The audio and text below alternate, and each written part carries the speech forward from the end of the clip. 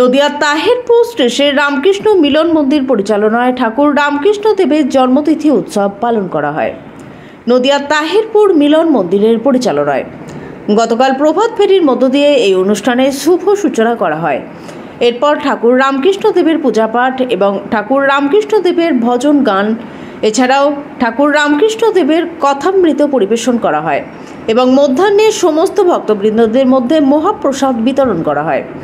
বিকেল থেকে শুরু হয় ঠাকুর রামকৃষ্ণ দেবের বিভিন্ন রকমের গান পরিবেশন করা হয় এবং এরপর সবশেষে নদিয়ার কৃষ্ণনগরের রামকৃষ্ণ আশ্রমের মহারাজের মুখ থেকে ঠাকুর রামকৃষ্ণ দেব এবং মা সারদা দেবী ও স্বামী বিবেকানন্দের এই তিনজনকে নিয়ে এক সুন্দর মনোরম কথামৃত পরিবেশন করা হয় সকল ভক্তবৃন্দদের মধ্য দিয়ে। আজকে আমরা শ্রী শ্রী রামকৃষ্ণ মিলন মন্দির তাহিরপুরের পক্ষ থেকে ভগবান রামকৃষ্ণের 189তম জন্মদিবস উদযাপন করলাম, জন্মতিথি। এই তিথিতে সারাদিন ব্যাপী আমাদের অনুষ্ঠান হয়েছে। সকালে মাঙ্গলিক অনুষ্ঠান হয়েছে, দুপুরে ভোগ প্রসাদ হয়েছে, কয়েক হাজার মানুষ এখানে ভোগ প্রসাদ পেয়েছেন এবং অপরাহ্নে ধর্মসভা এবং সায়াহ্নে মহারাজ তার ভাষণ হয়েছে। আনন্দজি মহারাজ তিনি ভাষণ দিয়েছেন এবং অসাধারণ ভাষণ হয়েছে। সমস্ত মানুষ আবেগে বিগলিত হয়ে গেছিল। আমরা সমস্ত মানুষের কাছেই প্রার্থনা করব আগামী দিনের জন্য তারা আমাদের একইভাবে সহযোগিতা করে।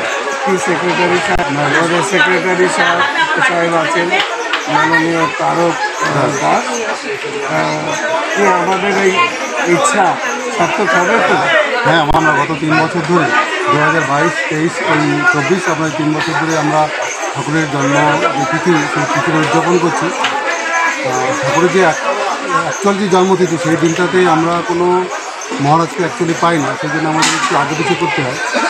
এই বছরে আমরা এই 12ই মার্চের পরিবর্তে আমরা আজ 16ই মার্চ ঠাকুরের জন্মতিথি উৎসব পালন করলাম। আগামী বছরও চলবে। আমরা চাইছি যে দিকে দিকে বিশেষ করে আমাদের তাহিরপুরের বুকে ছোটো ছোটো ছাত্রছাত্রী, যুবক যুবতী, তাদের মধ্যে স্বামীজি, শ্রী ঠাকুর এবং সারদা মায়ের যে বাণী বা তাদের যে আদর্শ সেগুলো আমরা ছড়িয়ে দিতে চাই। আগামী দিনে আমাদের তাহিরপুরকে যাতে একটা রামকৃষ্ণ মিশন বিশাল একটা স্থাপন করতে পারি, আমার তার জন্য এই পদক্ষেপ নিয়েছি। পদক্ষেপের আমরা এই মাত্র জমি চাষ করা বললে চাষ করা, আমরা চাষ করতে শুরু করছি। যদি যুবক যুবতী ছাত্রছাত্রীরা এগিয়ে আসে তাহলে আমাদের উদ্দেশ্য একদিন সফল হবে।